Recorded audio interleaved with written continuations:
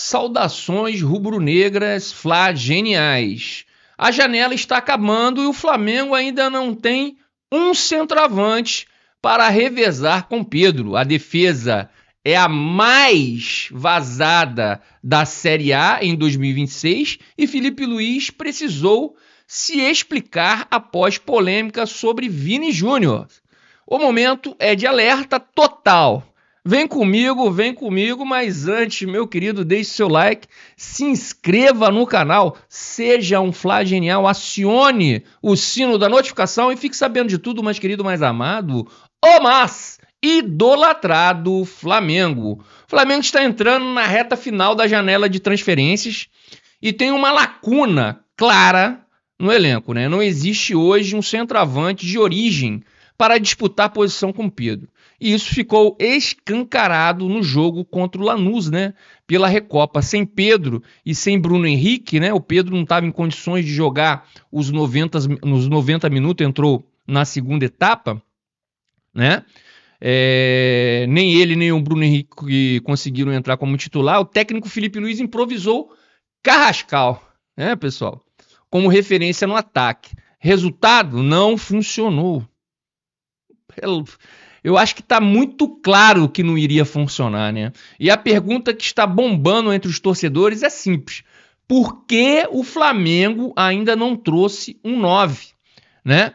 Para revezar com o Pedro? A diretoria tentou, a principal, né, investida foi o Caio Jorge, mas o Cruzeiro recusou. Houve sondagem também por nomes de peso, como Richarlison e Marco Leonardo, mas esbarrou em dois fatores: decisão dos atletas e contexto de mercado, né? Richarlison não quer voltar ao Brasil agora, Marco Leonardo já, né, havia recusado anteriormente, e depois da contratação de Lucas Paquetá por 42 milhões de euros, o orçamento apertou, José Boto foi direto. Para reforçar o Flamengo, só jogador de nível top. E jogador nível top custa caro, no patamar de Paquetá. Ou seja, ou chega alguém que mude o nível do elenco, ou não chega ninguém. Internamente, a avaliação é que a falta de um centroavante reserva não é a principal, né, o principal problema do início ruim da temporada. Pessoal, problema é que o BAP, naquela declaração que ele fez, que o Flamengo poderia gastar até 1 milhão de euros, tá? Muita gente levou aquilo como balize, né? E agora a torcida quer que contratam um camisa 9 para revezar com o Pedro. Quem fala demais é um problema. Não precisava ter dado aquela declaração. Tá? Pode, mas para que dar uma declaração dessa? Porque se tem dinheiro agora, se faz necessário contratar sim um 9, gente. Sem fazer loucuras, é claro. Jogar com Carrascal de referência, coisa que o Felipe já tinha tentado lá atrás, eu não tinha... e não tinha dado certo, né? Eu não me lembro o jogo agora, mas ele já tinha tentado fazer com que o Carrascal fosse a referência e não deu certo. É lastimável para um elenco que acabou de contratar o Paquetá por 42 milhões de euros. Se não tem dinheiro para contratar um centroavante de ponta, como o Boto falou, não contratasse o Paquetá. Porque estamos improvisando desde 2024. Ora é BH, ora é Plata, até o Arrascaeta como falso 9, e agora Carrascal. Não dá para perder títulos por falta de planejamento, né, pessoal? Porque isso, para mim, é falta de planejamento. E não estou dizendo aqui que a contratação do Paquetá foi ruim, não. Foi ótima. Mas que a necessidade é maior por um centroavante de ponta. Se o Flamengo reclama de dinheiro agora, que foi o que a declaração do Boto insinuou, porque até então eles não tinham feito essa associação de dinheiro e contratação de um centroavante. Agora que fizeram, né? A conclusão que tenho é que eles erraram feio no planejamento. de contratação. Contratando o Paquetá agora, ao invés de um centroavante. E isso é imperdoável, tá? E aqui entra o dado mais preocupante do momento, um assunto dos mais quentes do dia. O Flamengo tem a defesa mais vazada entre os times da Série A em 2026. É só olhar para 2025 como era, né? A gente não conseguia tomar 2 gols, né? A gente não tomava 2 gols por partida. Agora virou peneira, né? São 17 gols sofridos em 12 jogos, média de 1,4 por partida, com o elenco principal. São 11 gols em 9 jogos, tá?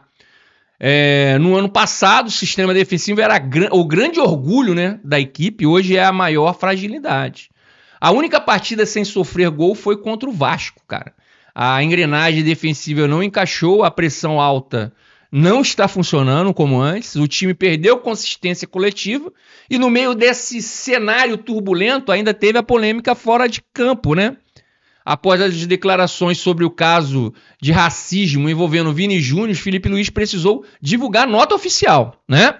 Reforçando apoio ao atacante do Real Madrid.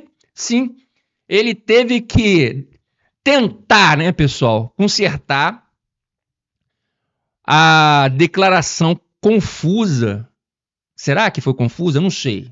Será? Depois vocês deixam no comentário aqui se vocês acham que a declaração foi confusa ou se ele falou o que ele quis dizer mesmo.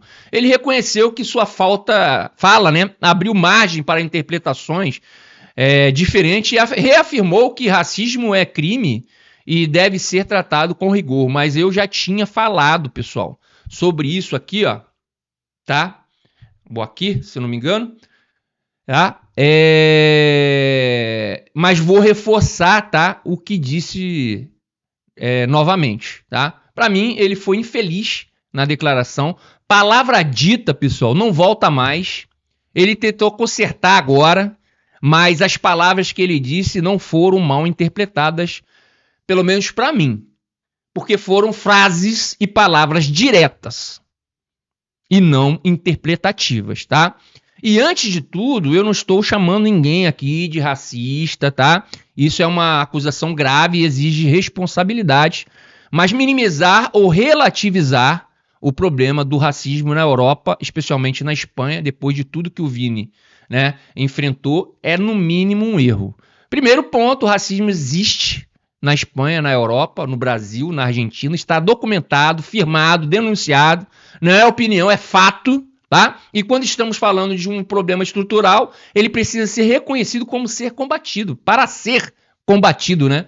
Quando uma fala pública passa a ideia de que é exagero ou caso isolado, isso enfraquece o enfrentamento. Segundo ponto, eu entendo que muitos jogadores e técnicos adotam essa postura que o Felipe fez agora, né? Um discurso mais diplomático, às vezes é estratégia de carreira, orientação jurídica, evitar desgaste internacional, isso faz parte do futebol moderno.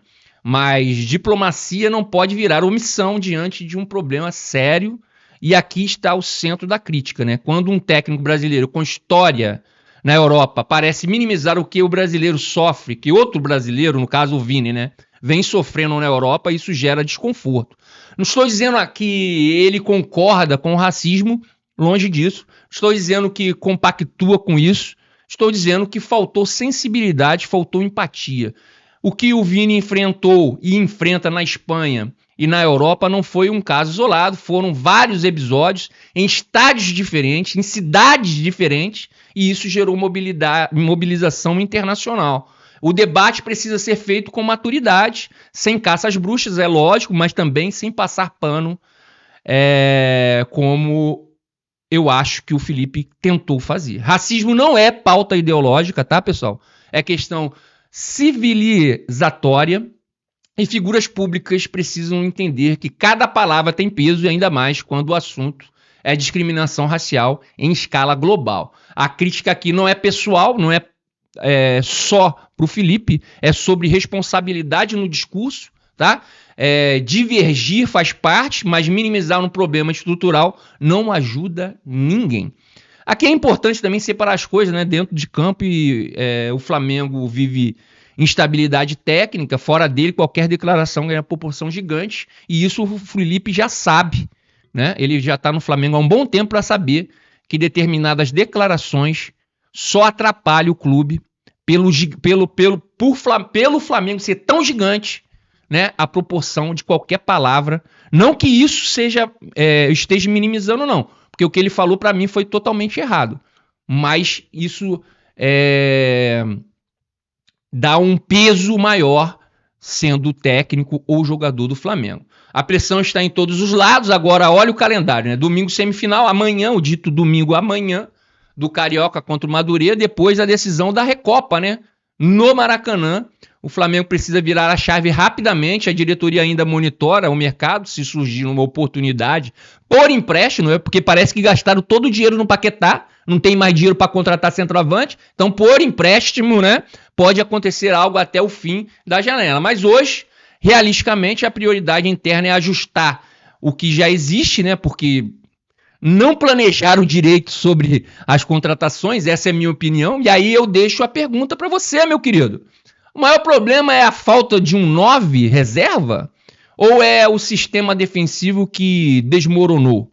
A janela ainda deveria ser prioridade ou o foco total precisa ser arrumar a casa? Comente aqui, pessoal, embaixo, né? Porque o momento do Flamengo é decisivo dentro e fora de campo. Bem, pessoal, vamos ficando por aqui. Obrigado por flamengar comigo. Crédito do GE, O Globo, tá, pessoal? E não se esqueça, meu querido, deixe seu like, né? Se inscreva no canal, seja um flagenial, né? Acione o sino da notificação e fique sabendo de tudo, mais querido, mais amado ou mais idolatrado Flamengo. Que Deus ilumine os passos de todos nós. Saudações rubro-negras e até mais!